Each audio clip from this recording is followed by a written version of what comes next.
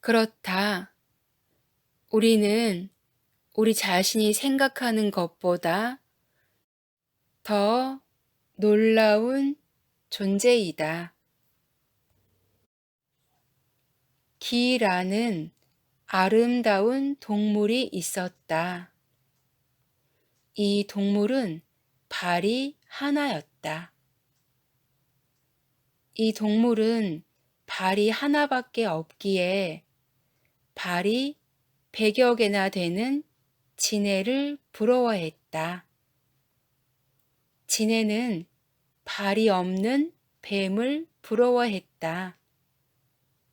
발이 없어도 잘 돌아다니는 뱀이 부러웠다. 뱀은 어디든지 갈 수 있는 바람을 부러워했다. 바람은 가지 않아도 멀리 볼 수 있는 눈을 부러워했다. 눈에게도 부러워하는 것이 있었는데 보지 않고도 무엇이든지 상상할 수 있고 어디든지 갈 수 있는 마음을 부러워했다. 하지만 최고의 부러움을 받고 있는 마음은 형체와 형상을 가진 아름다운 동물 기를 부러워했다. 이 이야기는 장자 추수편에 소개된 풍연심이란 제목의 바람은 마음을 부러워한다는 뜻을 가진 내용이다.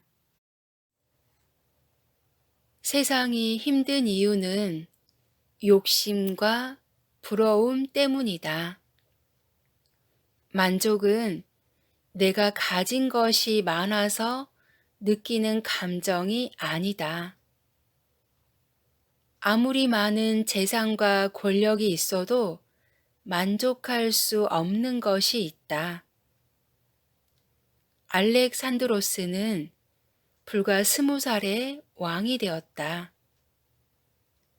그는 20대를 서남아시아와 북아프리카 지역 정복 활동으로 보냈고 나이 30에는 그리스, 이집트, 인도 북서부에 이르는 서양의 전례가 없던 대제국을 건설했다. 그는 전투에서 한 번도 패한 적 없는 명장이었다. 그 자신감으로 세계의 끝까지 정복하겠다는 욕심에 인도를 침공했으나 병사들의 반발로 중단되었다. 결국 바빌론에서 사망했다. 서양 역사상 가장 위대한 정복자였던 그도 결국 욕심을 멈추지 못하고 그의 왕국과 함께 사라졌다. 세상 누구와도 비교할 수 없는 재물과 권력을 가졌던 그였지만 만족을 배우지 못한 것이다. 아무리 부자라도 나보다 더 큰 부자는 어디에나 있고 설령 세계에서 가장 큰 부자가 되어도 매년 부자 순위는 달라진다. 부자도 재력뿐 아니라 권력, 인기, 명성, 권위도 부러울 수 있으니 스스로 만족을 배우지 못하면 끝이 보이지 않는다. 그러나 만족하는 순간 비교할 이유가 없어져 굳이 명품으로 자신을 치장하지 않아도 스스로 가치가 생긴다. 오히려 소득이 높아지면 자신을 명품으로 치장할 의미가 없어져 오히려 브랜드 로고 없이도 훌륭한 제품을 선호하게 된다. 나는 사업 규모가 제법 성장한 후에도 중고 포드 F150 픽업 트럭을 타고 다녔다. 직원들은 보상받은 BMW를 타고 다녔다. 저 회사가 괜히 직원들에게 호기를 부린 것 아니냐는 주변의 눈총을 받았을 당시는 픽업 트럭이 창피했었다. 하지만 나중에 사업이 더 번창해 현금으로 커다란 사옥을 사고 재력을 비교할 만한 주변인들이 사라지고 나니 오히려 이리저리 찌그러진 트럭을 타고 다니는 것이 자랑으로 바뀌었다. 나는 아직도 가끔 중고 트럭을 타고 다닌다. 지금 당장 포르쉐나 에스턴 마틴을 살 수 있으니 다른 사람과 경쟁할 이유가 없어졌다. 만족하지 못하면 아무리 돈이 많고 권력이 높아도 행복할 수 없다. 나보다 부자는 여전히 많고 나보다 현명한 사람 또한 많으며 나보다 건강하거나 젊은 사람은 계속 늘기 때문이다. 부러워만 하면 자존감도 없어진다. 자신을 자책하기 바쁠 뿐이다. 비교를 중단하고 욕심을 버리는 순간 만족과 행복이 손을 잡고 들어온다. 미국 작가 티모시 페리스가 쓴 4시간이라는 책에 멕시코 어부의 행복이라는 이야기가 나온다. 생활에 만족하기에 천국에 살고 있는 사람의 이야기이다. 여기에 내용을 소개한다. 뉴욕의 사업가가 코스타리카 해변으로 휴가를 떠났다. 노을을 보며 거닐다 해변에서 한 어부로부터 물고기 몇 마리를 샀다. 물고기가 너무 맛있어서 다음날 다시 그곳을 찾았으나 어부는 물고기가 떨어졌으니 내일 다시 오라며 거절했다. 사업가는 어부를 이해할 수 없었다. 이렇게 맛 좋은 물고기를 매일 몇 마리만 잡아서 팔고 있다니. 사업가가 어부에게 물었다. 물고기를 더 많이 잡아 팔면 더욱더 많은 돈을 벌 수 있을 텐데요. 어부가 말했다. 글쎄요, 저는 아침에 충분히 잠을 자고 잠을 깬 뒤 아이들과 놀다가 1~2시간 정도 물고기를 잡습니다. 점심을 먹고 난 뒤 잠깐 낮잠을 자고 이른 저녁이 되면 가족들과 즐거운 저녁 식사를 합니다. 그리고 밤이 되면 마을에 나가 술을 마시고 기타를 치며 친구들과 노래를 부릅니다. 저의 삶은 충분히 만족스럽고 행복합니다. 사업가는 어부를 설득하기 시작했다. 저는 뉴욕에서 사업을 하고 있습니다. 하버드에서 MBA를 받았고 사업이나 마케팅은 자신 있습니다. 내가 당신을 도울 수 있습니다. 당신은 더 많은 물고기를 잡아 지금보다 행복한 내일을 기약할 수 있습니다.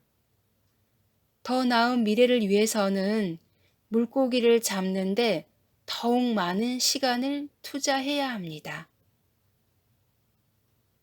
어부가 의아해하며 그 이유를 물었다. 그 다음은요? 당신이 고기를 많이 잡으면 여유 자금이 생겨서 큰 배를 사게 됩니다. 시간이 흐르면 여러 척의 배를 가질 수도 있고 다른 어부들에게 돈을 받고 대여할 수도 있습니다. 한 5년쯤 지나면 돈을 많이 벌어 가공 공장도 세울 수 있고 당신 이름의 브랜드도 갖게 될 것입니다.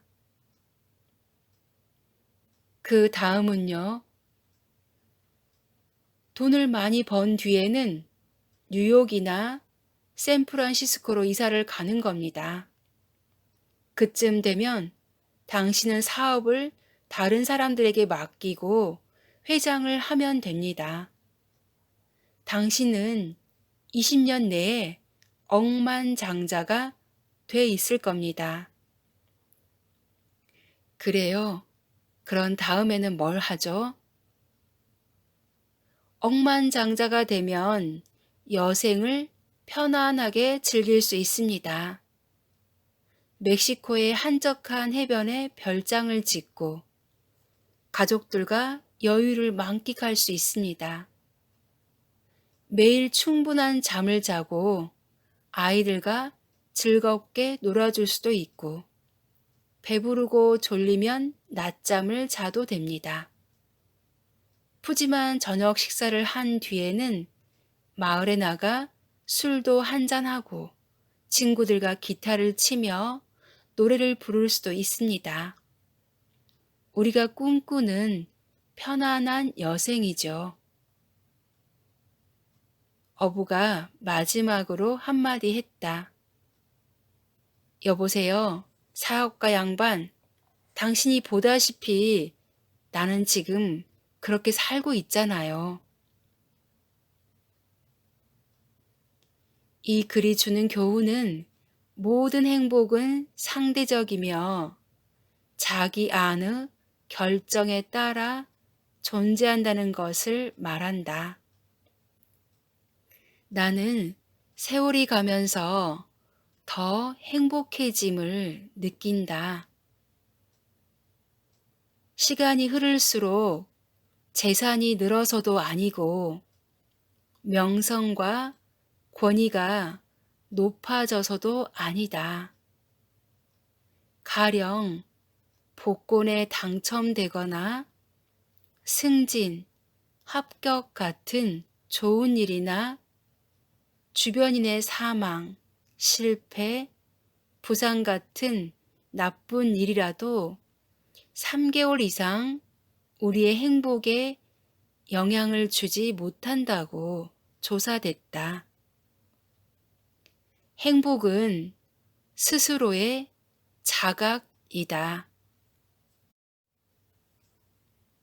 행복은 외부의 환경에서 오는 것이 아니라 내부의 자각에서 온다. 이 이치를 깨닫지 못하면 재산이 아무리 많아도 아무리 높은 권력을 가져도 여전히 불행해진다. 현대 자본주의의 창시자 아담 스미스는 이렇게 말했다. 인생이 비참하고 무질서해지는 까닭은 선택한 것과 포기한 것의 차이를 과대평가하기 때문이다. 조금 더 좋은 것이야 있겠지만 지나친 열정으로 신중함이나 공정함을 유지하지 못하게 되거나 과거 실수에 대한 부끄러움, 잘못에 대한 후회로 마음의 평화를 잃을 만큼 가치 있는 일은 없다.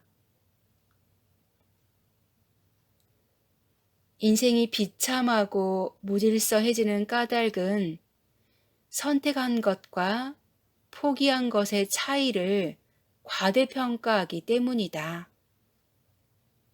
조금 더 좋은 것이야 있겠지만 지나친 열정으로 신중함이나 공정함을 유지하지 못하게 되거나 과거 실수에 대한 부끄러움, 잘못에 대한 후회로 마음의 평화를 잃을 만큼 가치 있는 일은 없다.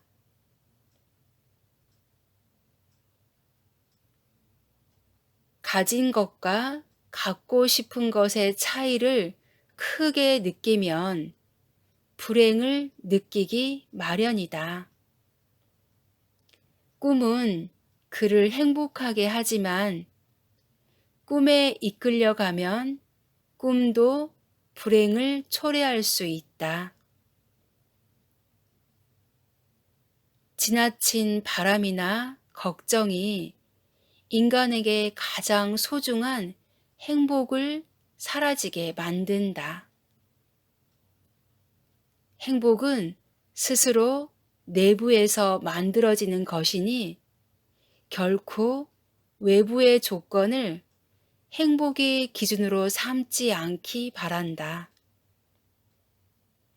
내가 지금 충분히 행복을 만끽하는 이유는 역설적으로 내가 가진 것이 행복의 근원이 아니라는 자각을 얻고 난 후에 생긴 자유 덕분이다.